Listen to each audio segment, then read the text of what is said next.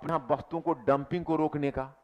समझ रहे हो मेरी बात को? जैसे डब्ल्यूटीओ भी क्या है, तुम लोगों को डब्ल्यूटीओ के बारे में पता नहीं होगा कि डब्ल्यूटीओ ने किस प्रकार से जो ग्लोबलाइजेशन को जो बल दिया है या जो आर्थिक उदारीकरण को, उसमें पहले एग्रीकल्चर ट्रेड में शामिल नहीं था। विश्व व्यापार संगठन ने एग्रीकल्चर को भी ट्रेड में शामिल कर लिया। विश्व व्यापार संगठन ने बौद्धिक संपदा को ट्रेड में शामिल कर लिया। विश्व व्यापार संगठन ने इन्वेस्टमेंट को ट्रेड में शामिल कर लिया।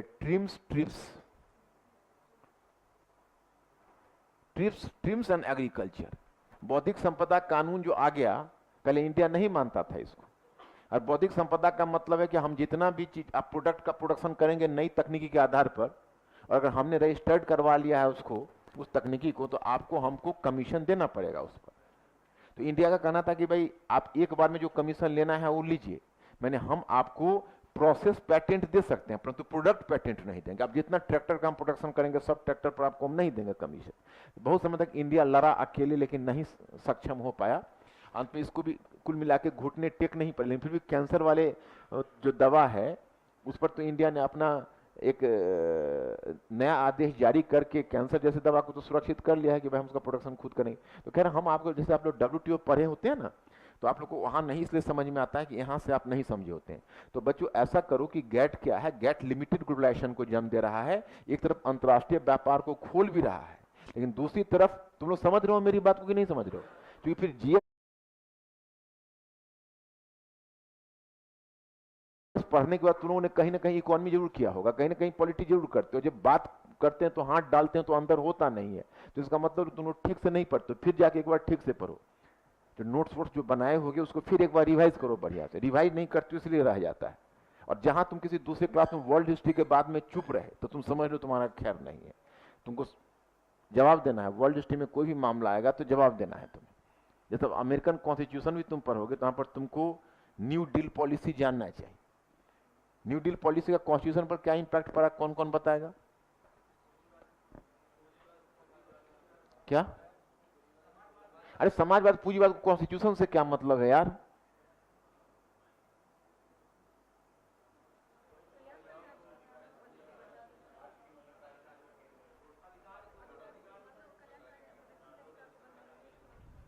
तुम लोगों को हम प्रबुद्ध बना पाएंगे कि नहीं? हाँ या ना बोलो।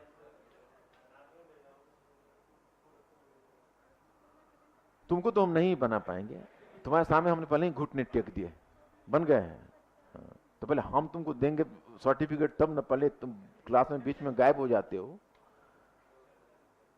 तो अमेरिकी संविधान पता है? संघ और राज्य पता है? अमेरिका में संघ पहले है, राज्य पहले?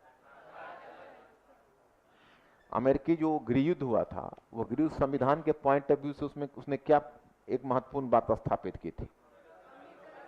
अमेरिकी गृहयुद्ध का प्रभाव का अमेरिकी संविधान पर क्या प्रभाव पड़ा था? क्या है वो? अविभाज्य राज्य का अविभाजन। अब रूजवेल्ट के द्वारा जो न्यू डील पॉलिसी आरंभ की गई वो तो संघीय सरकार का प्रतिनिधित्व कर रहा था, लेकिन राज्यों पर भी इसने ये नीति लागू की तो सुप्रीम कोर्ट ने इसको स्ट्रक डाउन कर दिया था। तो अमेरिकी राष्ट्रपति रूजवेल्ट ने कहा कि सुप्रीम कोर्ट की नहीं, आप हमारे रास्ते में बाधा उपस्थित नहीं कर सकते, नहीं तो हम आपको पैक कर देंगे। पैक कर देंगे का मतलब है कि आपका जजेज जो भी 10 है उसको हम 30 बना देंगे। समझ रहे हो कि नहीं? क्योंकि अमेरिकी प्रेसिडेंट को राइट था कि जजेज की एक्स्ट्रा नियुक्ति कर सकता था।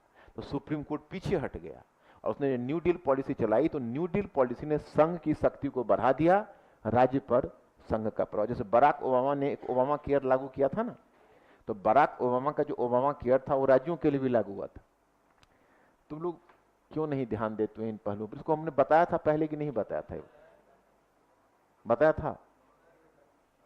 अब कौन बता रहा है नहीं बताया था? इसका तो नहीं आया होगा क्लास में। तो तुमको अगर अपने आप को अलग और विलक्षण बनाना है तो इसे तुम, अच्छा एक बात बताइए, मतलब से घर पर जाके कुछ सोचते हो क्या?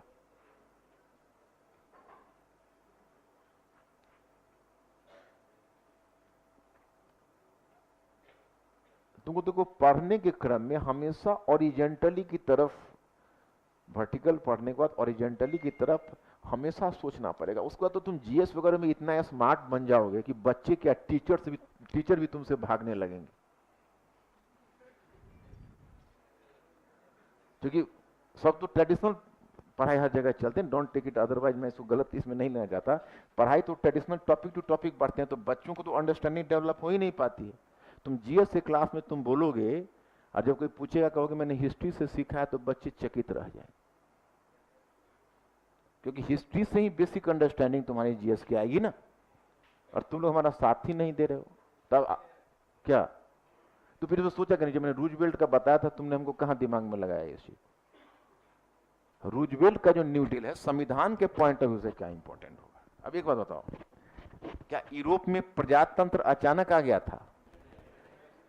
हम तो कैसे सोचा जाता है, मैं भी सोचा ही हूं। ऐसा नहीं कि हर चीज बुकिस है, बुकिस में कहां इस तरह मिलती है चीजें। तो यूरोप में प्रजातंत्र धीरे धीरे आया था या अचानक आया था? अच्छा, जो यूरोप में जो सार्वत्रिक व्यस्त मताधिकार एक्सेप्टेड हुआ है, क्या वो कब हुआ है? कौन कौन बताए? सार्वत्रिक व्यस्त मताधिकार को तुम प्रजातंत्र की कसौटी मानोगे क्या? तो अगर सार्वत्रिक व्यस्त मताधिकार प्रजातंत्र की प्रभावी कसौटी है, तो सार्वत्रिक व्यस्त मताधिकार लागू कब हुआ? अच्छा, अब कौन कौन बताएगा कि किन कारकों ने सार्वत्रिक व्यस्त मताधिकार लागू करने के लिए बुर्जुआ सरकारों को विवश किया था? क्यों समाजवाद में ऐसा क्या हुआ था?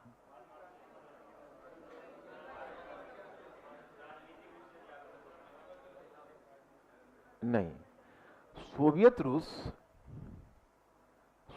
रूस ने में जब समाजवादी क्रांति का साथ ही नहीं दे रहे हो, तब क्या? तो फिर तो सोचा करें, जब मैंने रूजवेल्ट का बताया था, तुमने हमको कहां दिमाग में लगाया ये चीज? रूजवेल्ट का जो न्यू डील है, संविधान के पॉइंट ऑफ व्यू से क्या इंपॉर्टेंट होगा? अब एक बात बताओ, क्या यूरोप में प्रजातंत्र अचानक आ गया था? हम तो कैसे सोचा जाता है, मैं भी सोचा ही हूं। ऐसा नहीं कि हर चीज बुकिस है, बुकिस में कहां इस तरह मिलती है चीजें। तो यूरोप में प्रजातंत्र धीरे धीरे आया था या अचानक आया था? अच्छा, जो यूरोप में जो सार्वत्रिक व्यस्त मताधिकार एक्सेप्टेड हुआ है, क्या वो कब हुआ है? कौन कौन बताए? सार्वत्रिक व्यस्त मताधिकार को तुम प्रजातंत्र की कसौटी मानोगे क्या? तो अगर सार्वत्रिक व्यस्त मताधिकार प्रजातंत्र की प्रभावी कसौटी है, तो सार्वत्रिक व्यस्त मताधिकार लागू कब हुआ? अच्छा, अब कौन कौन बताएगा कि किन कारकों ने सार्वत्रिक व्यस्त मताधिकार लागू करने के लिए बुर्जुआ सरकारों को विवश किया था? क्यों समाजवाद में ऐसा क्या हुआ था?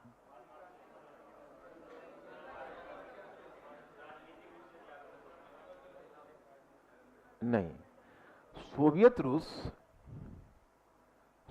रूस ने में जब रूजवेल्ट का जो न्यू डील है, संविधान के पॉइंट ऑफ व्यू से क्या इंपॉर्टेंट होगा? अब एक बात बताओ, क्या यूरोप में प्रजातंत्र अचानक आ गया था?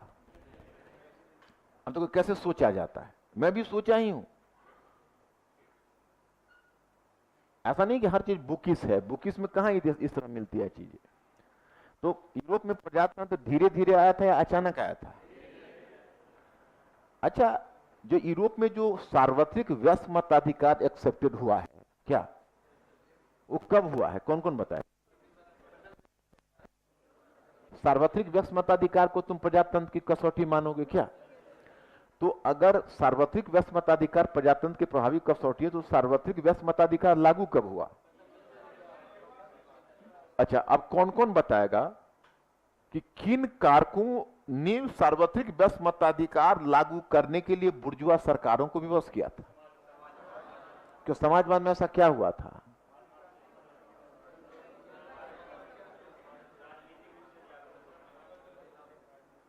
नहीं, सोवियत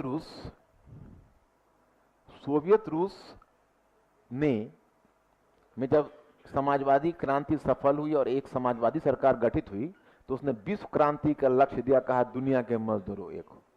तो अब मजदूरों को अगर पूंजीवादी बुर्जुआ सरकार अपने प्रभाव क्षेत्र में नहीं रखती, तो उसका तख्ता पलट हो जाता और सर्वहारा क्रांति हो जाती। और अगर सर्वहारा क्रांति हो जाती, तब तो प्रजातंत्र क्या, तब तो मध्य मतलब बुर्जुआ वर्ग ही समाप्त हो जाता। तो अब बुर्जुआ वर्ग ने अपने आप को बचाने के लिए एक तरह की सौदेबाजी की कि चलो हम प्राइवेट प्रॉपर्टी का हमारा बचा रहेगा तो इनके पास वोटिंग राइट भी रहेगा तो हमें कोई ज्यादा फर्क नहीं पड़ने वाला, क्योंकि प्राइवेट प्रॉपर्टी से वोट तो खरीदे ही जा सकते हैं। अब टेक्निकली एक मुकेश अंबानी और रिक्शा पुलर दोनों एक हैं, दोनों को एक ही मताधिकार है, एक से ज्यादा वोट कोई नहीं दे सकता। लेकिन कहां मुकेश अंबानी, कहां रिक्शा पुलर, समझ रहे हो मेरी बात को? तो प्राइवेट प्रॉपर्टी को बचाने के लिए थोड़ा सैक्रिफाइस तो अब करना पड़ेगा। तो अंत में समाजवाद या सोवियत क्रांति ने वह स्थिति पैदा किया, वर्कर्स में जागृति लाई, और फर्स्ट वर्ल्ड वॉर में महिला ज्यादा आर्टिकुलेट हो गई थी, क्योंकि पुरुष चले गए थे मोर्चे पर और महिलाएं यहाँ। Are you this point?